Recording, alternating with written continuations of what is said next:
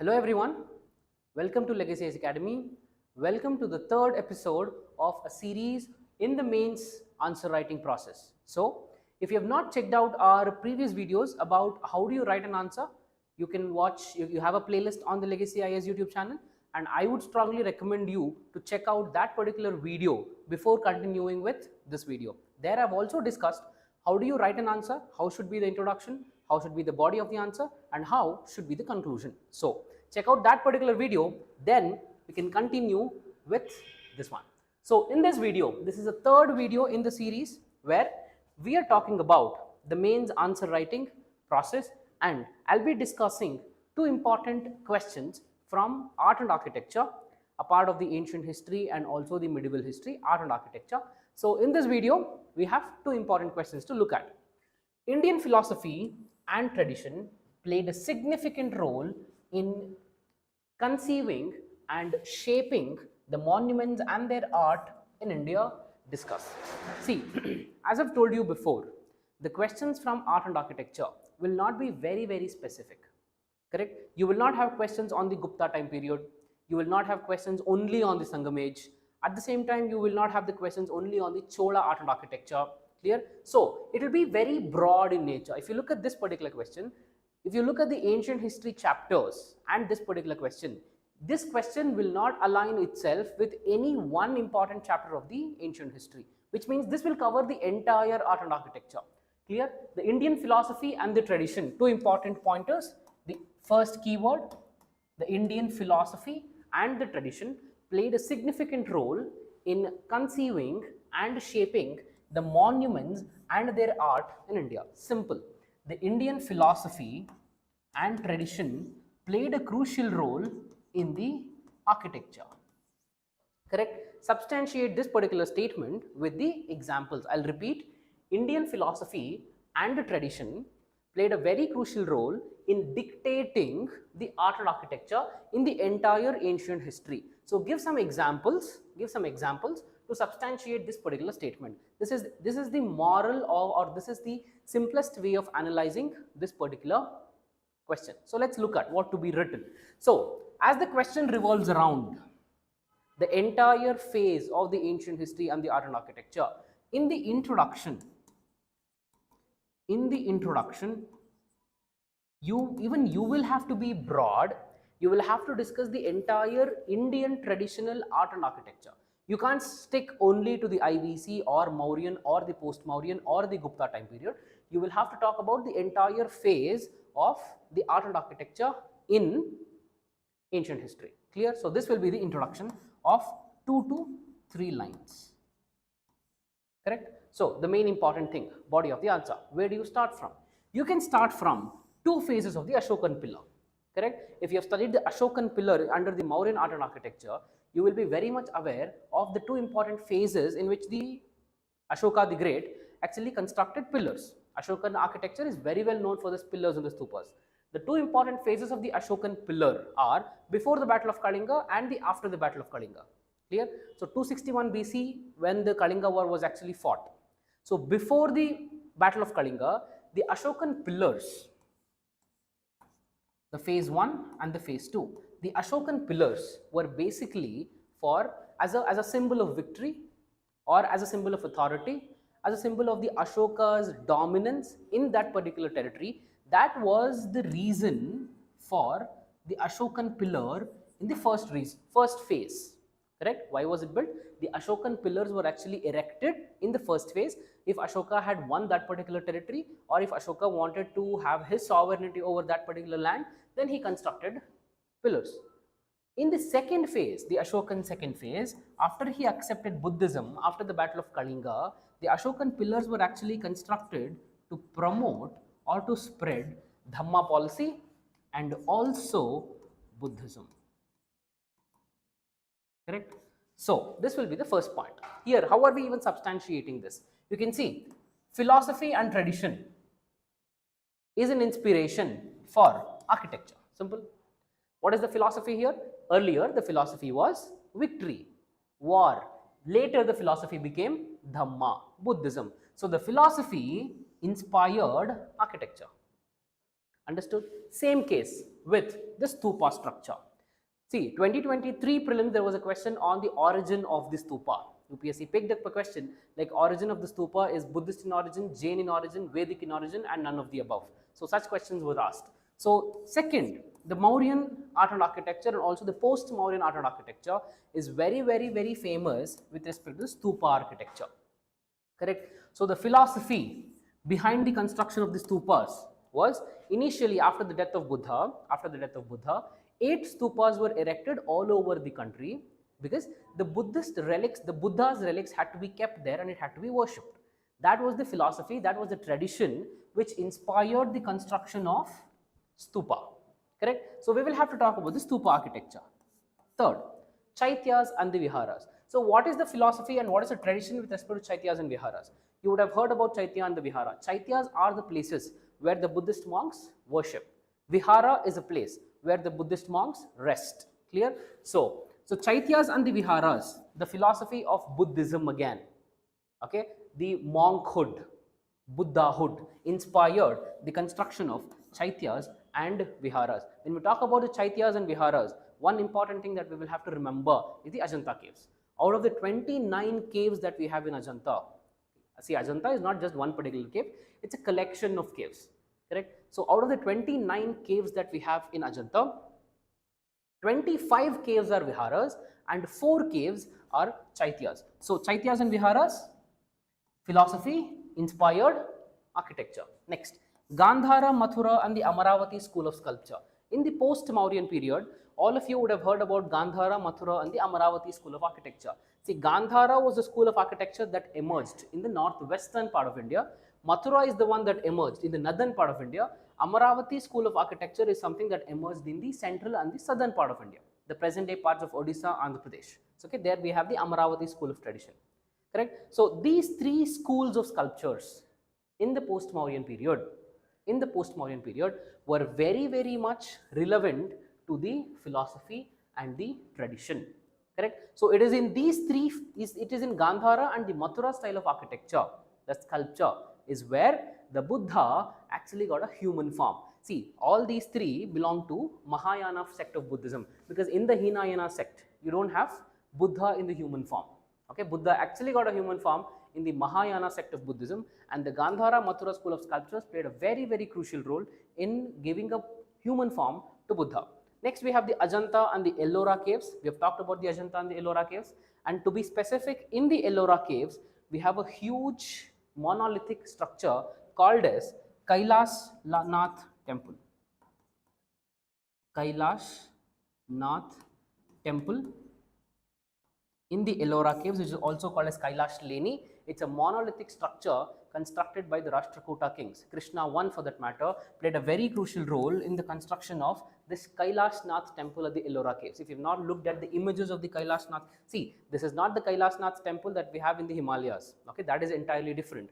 And this is a very unique style of a top to bottom approach where the entire mountain has been carved and the entire temple structure is constructed with a single stone. So that is Kailash Nath temple.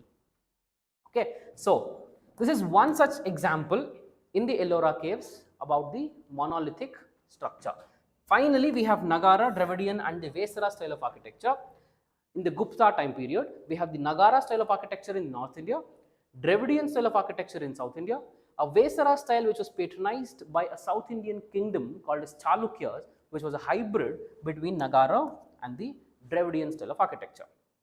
Clear? So these are the 6 important points that the examiner wants to look at on your answer script. So if you have covered all these, then if you just have a bird's eye view about your answer, okay, about the points that you have written, you have started from the Mauryas, you have talked about the post-Mauryas, and you have also talked about the Guptas, you have also talked about Vesara style of architecture, which means in the art and architecture chapter, clear, in the art and architectural concept, you have almost covered 60% of the things in just one answer. This is what the examiner wants to look at.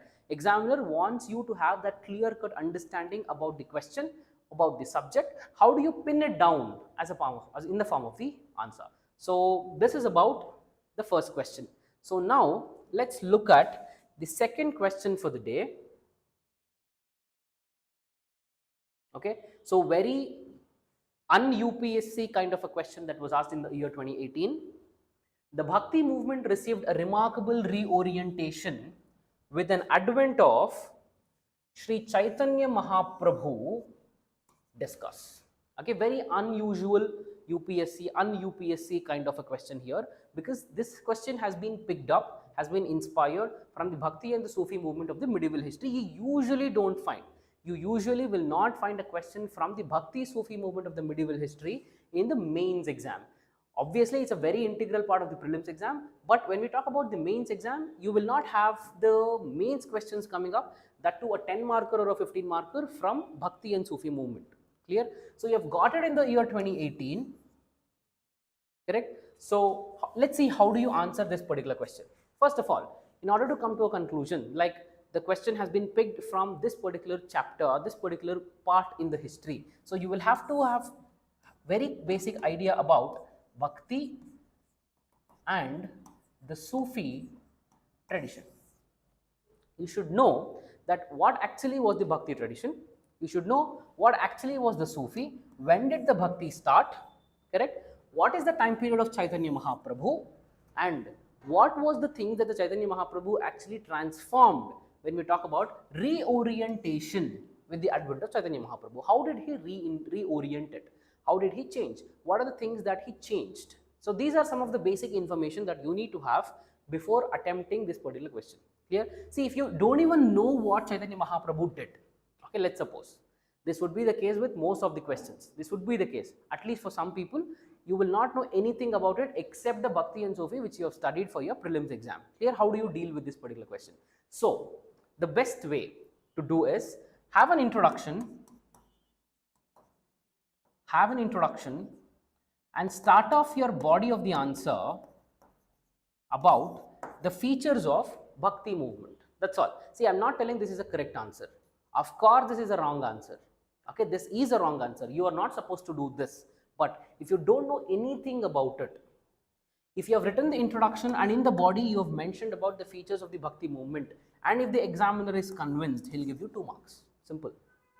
Correct? So completely leaving it blank, you are depriving yourself of these 2 marks. And see, every mark is important in the prelims and also in the mains exam. Clear? So this is something that you can do if you don't know anything about this. And if the question is about Bhakti and you can't end up writing about the Mauryans there, and then you can't expect that examiner to give you 2 marks. Okay, he will not even give you marks. Most probably he can even cut marks. Clear? So in that context, you are writing something that is relevant, but it is not the answer. It is not the accurate answer, but it is something relevant. Correct? You can do this. Out of 20 questions in one paper, you will have 1 or 2 questions where you will not have an idea about. Completely zero idea about it. You will have such questions. So how do you manage it? Like this. Clear? So how do you start? First one. Personalization of the divine love is something that was actually started by Chaitanya Mahaprabhu. See, Chaitanya Mahaprabhu, 1486, okay, 1486 is when Chaitanya Mahaprabhu was actually born. Okay, 1486 was when he was born. So that is the reason why he is considered to be one of the most important Bhakti saints of the 16th century. Clear? Later part of the 15th century, but it is considered to be in the 16th century in the present Bengal. Okay, Bengal region. See, till here, till this point of time, the intense love and devotion towards God, intense love. See, we had Shankaracharya, we had Madhvacharya, we had Ramanujacharya, we had Nimbarka, we had Ramananda. Okay, we had these Bhakti saints. We had Varkaris and Dharkaris in Maharashtra. We had Saguna saints and the Nirguna saints in South India. But all these saints were there, but none of these saints talked about personalization of the divine love. Okay, divine love in the sense individualistic devotion and love towards God. That was not intensely followed by any of these Bhakti saints. And this is the first time where Chaitanya Mahaprabhu started cultivating or started improving upon the divine love towards God in the form of Sankirtana. What is this Sankirtana? Sankirtana is just like a satsanga that we have. Everyone are called. You will not be discriminating people based on the religion, based on the caste, based on the gender. So everybody are invited, inclusiveness is brought together, and they are asked to chant Haribol. So this inclusivity, correct, is something that Chaitanya Mahaprabhu was the first one to start. That is the reason why he said that. It is said that he played a very crucial role in reorientation with advent to the Chaitanya Mahaprabhu, reorientation of the Bhakti movement. Second one, renunciation and detachment. Okay, see, if you talk about Shankaracharya, Advaita philosophy talks about Gnana Marg. Okay, so the world is completely filled with illusion or Maya, and you want knowledge, that is Gnana Marg, to explain or to explore the divine element inside you. This is what is the Advaita philosophy. At the same time, we also have the Madhvacharya's philosophy of Dvaita. We also have Ramanujacharya's philosophy of Vishishtadvaita. At the same time, none of these Bhakti saints talked about renunciation and detachment, but Chaitanya Mahaprabhu did. Clear? Third, scriptural study. Scriptural study of the Vedas, Upanishads and the Mahabharata. Correct? Bhagavad Purana. All these were very much integral part of Chaitanya Mahaprabhu's teachings. Influence on Gaudiya Vaishnavism. Gaudiya Vaishnavism is a very important belief system, or a sect for that matter, or a community for that matter, that was started by Chaitanya Mahaprabhu, and present day we have this in the form of ISKCON. Okay, the group of worshippers or the believers of the Lord Krishna, we have a group of people called ISKCON, and ISKCON is also an institution. So the present day ISKCON drives its force from Chaitanya Mahaprabhu. Achintya Bheda Abheda. So Bheda Abheda is a very important philosophy. Dvaita, Advaita, Vishishtadvaita, on the same lines. You have Bheda Abheda, which is a philosophy that was propagated by Chaitanya Mahaprabhu. So if you want to understand Bheda Abheda, see, Bheda is two, Abheda is united. At the same time, Chaitanya Mahaprabhu says, the sun is like the God. The sun's rays are like the individual, Jivatma and Paramatma. If the sun is Paramatma, then the sun rays are Jivatma. Sun rays, though have an independent existence in the form of rays, you cannot completely differentiate sun rays with the sun. You cannot. Sun rays are also integral part of the sun. At the same time, they even have an independent existence. So that is Bheda and Abheda, sun and the sun rays analogy to understand the philosophy of Chaitanya Mahaprabhu. So this is how you will be tackling this particular question. So with this, we come to the end of the session. If you have liked the video, please hit the like button and also subscribe to the Legacy IAS YouTube channel and hit the bell icon for more such enriching content. If you have not followed the other videos on the Legacy IAS YouTube channel, please do watch all the important current affairs videos and also the strategy videos for the upcoming mains and also the prelims 2024 examination. Have a nice day. Thank you.